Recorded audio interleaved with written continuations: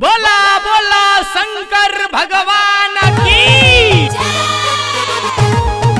सुनिए भैया, ये लॉकडाउन में एगो बाबा के भक्त बाबा से अपना दिल के हाल बयां करता और कौना भाव में करता। आई स्वर राहुल राजा के आवाज में सुनल जाओ। हाथ जोड़ी करी ला बिनतिया हो, सरधा पूरा द बाबा हो। हाथ जोड़ी करी ला बिनतिया हो, सरधा पूरा द बाबा हो। हमके अच्छा राय मोर पाली जैसन के लभर दिया द बाबा हो। हमके अच्छा राय मोर पाली जैसन के लभर दिया द बाबा हो।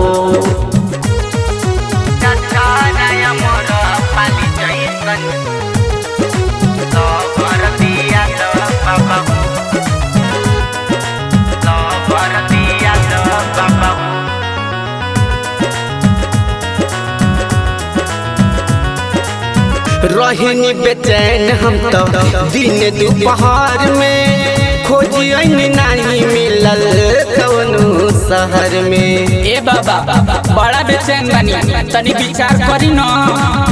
रहनी बेचैन हम तो दिन दोपहर में, खोजियन नहीं मिलल कौनो शहर में। उनके से लागल बाटे दिलावा हो, जोड़ी लगा दो बाबा हो। उन्हीं से लागल बाटे दिलावा हो, जोड़ी लगा दो बाबा हो। हमके अच्छा राय मोर पाली जैसन के लभर दिया दो बाबा हो। हमके अच्छा राय मोर पाली जैसन के लभर दिया दो बाबा हो।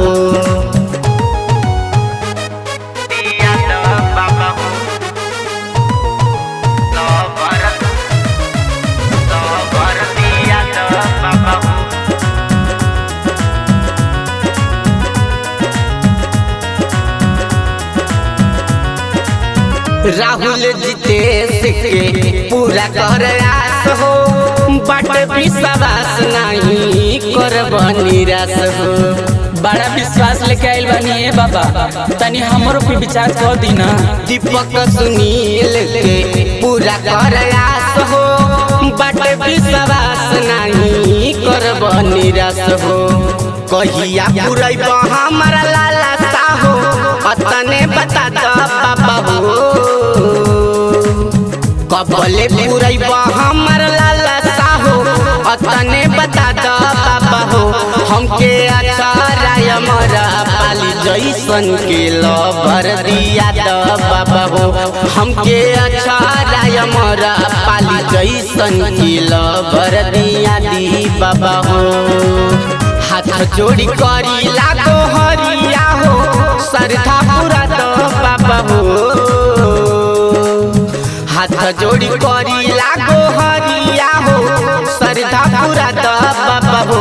हमके अच्छा राय मोर पाली जैसन के लभर दिया दो बाबा हो। हमके अच्छा राय मोर पाली जैसन के लभर दिया दो बाबा हो। दिया दी नहीं बाबा।